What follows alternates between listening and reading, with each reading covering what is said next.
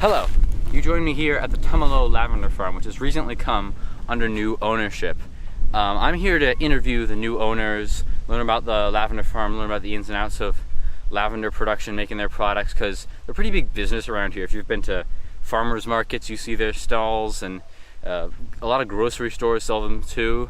My mom loves the stuff, so let's go talk to them.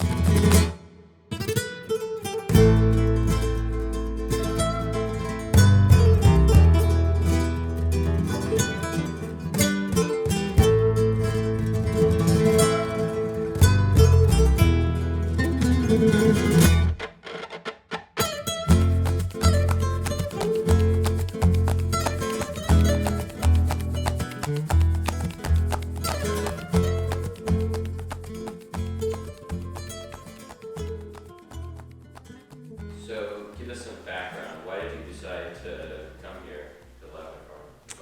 To buy it.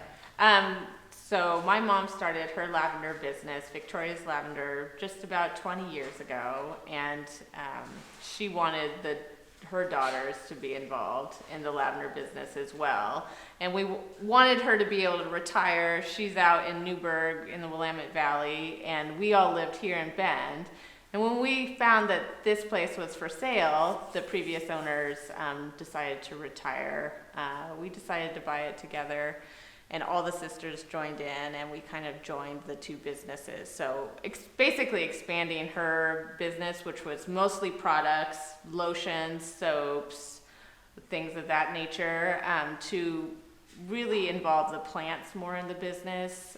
We propagate a lot of plants. We distill our own oil here, and those are things that she didn't do. So really just kind of makes her whole lavender business like more well-rounded and does all the parts. Me and my sister's friend texted us, and she had heard from a Bend Women's Business Group that there was a lavender farm for sale. So one of the former owners' customers put out there that the farm was for sale before they even advertised it. So we just cold called the former owners, Gordon and Judy Knight, and said, hey, I hear you're thinking about selling your lavender farm. We're interested. So we talked to them for almost a year before we finally bought the place. Well, I'm in charge of all of the bookkeeping since I'm the CPA of the family. I also run pretty much the day-to-day operations, all of the product making, farmers markets, in charge of all the shipping that goes out. I deal with all the customers and our plant orders, things of that nature. We all have a different role. Like each sister has their own, I guess, skills they bring, and we're all very different. So my other sister, Victoria, she does all the marketing, all the social media, she does all the branding, and her husband draws all the pictures on our labels and designed all our new labels. The other sister is a scientist, and she studies all the plant disease and the soil, and takes care of kind of the big projects around here. So we all have a different role to play.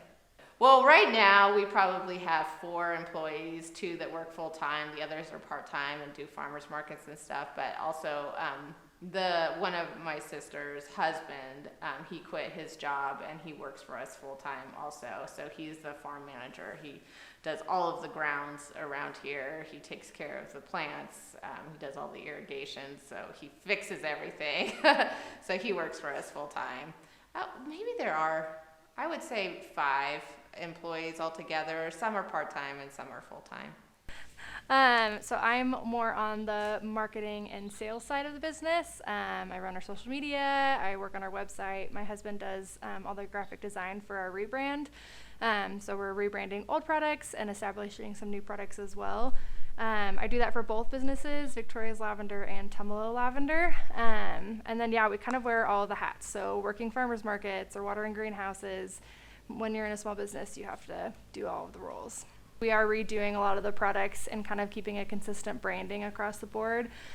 People that know our products really loved the like Dragon's Breath soap or the Guinness Stout soap. And so we're just changing the names on some of those and refining the recipes. For things that are new, we are establishing, right now I think we've released 4 different lines of like fragrances, whether it's room sprays or lotions that will be here soon and hand wash. But I think we have about another 5 that we will enter in over the next like couple years. But yeah, we're just trying new things. We have both lavender businesses, so we want to fill in the gaps that the Victoria's Lavender business might not necessarily have. And then we are unique in that we distill all of our lavender essential oil here, and it's all organic. So there's definitely a market for organic essential oil. It's busier this time of year. So we normally have the store closed in the winters, open by appointment only. And so now as the customer is driving up, we're open every day except for Sunday from 10 to 4. We also are going to be in 2 farmers markets this year, the downtown Bend Farmers Market along with the Northwest Crossing Farmers Market. So lots of moving pieces, making sure we have enough products, making lavender lemonade twice a week. And then we're also gearing up to start selling plants to either locals who want to just get a couple of plants for their gardens, or larger lavender farms too. So this is our season when we start shipping plants and plant pickups begin. So it is actually our busiest time of year. So here at Tumalo Lavender, we also propagate plants. So we have 5 greenhouses here on the property, and usually after lavender harvest in the fall, we'll start getting clippings off of each of the plants. Here we have 24 varieties on the property. So our staff is out there getting these clippings. We're planting them in plug trays, and then we're putting them in the greenhouses to get warm and start growing. So they start in plug trays, they move up to 3-inch trays, and then from there, farms either buy the 3-inch trays or they go up to gallons and 3 gallons. So we have lots of varieties and options for people to buy. When we're blooming, you'll see out in our fields that we have purple, white, and pink lavender. So yeah, we have loads of options for people. So here at Tumalo Lavender, we have over 10,000 plants on our property. Within that, there are 2 main species of lavender. We have Exeter media, which is also known as French lavender, and then we have lavender angustifolia, which is English. So within that, we have 24 different varieties here on the property. So you can kind of see the different sizes of plants. Further out in the field, there's smaller plants. That's just because they're newer, usually 1 year to 2 years. Full grown is 3 years for plants. Here is one of our best sellers, and it's what we use most for distilling essential oil. It's called Grosso. It's a very popular variety for that. They are way larger bushes, obviously. Not in bloom right now, which is a bummer, but they produce a lot more oil as opposed to the field right here. These are a little bit smaller. These plants, this is the angustifolia, and it grows straight up when it's blooming. Versus the Exeter media variety, it grows out in all directions. So most people don't want to plant this next to your sidewalk because it will take over. So in here we have our hothouse. We have 5 greenhouses on the property. This is our hothouse. You can kind of hear the fans going just with the sun. It heats it up. All the tables actually have hot water pipes underneath. And so we use a hot water heater to heat the tables. So as soon as you come from the field, and we put them into plug trays, they move in here for the winter so that they can establish their roots. It gets pretty crowded. These are 3-inch trays, and so these have been transplanted from the plug trays. They're in here, and then once they get more full and establish their roots, we then move them to gallon-sized plants. So all of the clippings and cuttings start from here, and then they work through the rest of the greenhouses. And we have an assortment of where the lavender goes. So some of it goes here to go get distilled. We have a handful that back here we hang dry all the lavender. Certain varieties are great for certain things. Some of it, we have an old school bud cleaner that we run everything through, and then we use that to do our lavender honey or lavender lemonade, or any of our culinary products. So each variety is different on what the use is.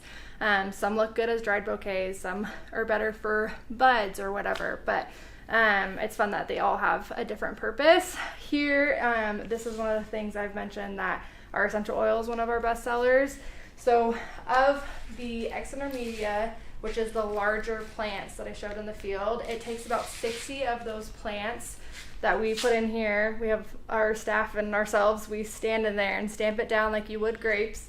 and get it as full as possible. And then we run it through with steam. And so we have a little pipe coming off that's getting the essential oil off.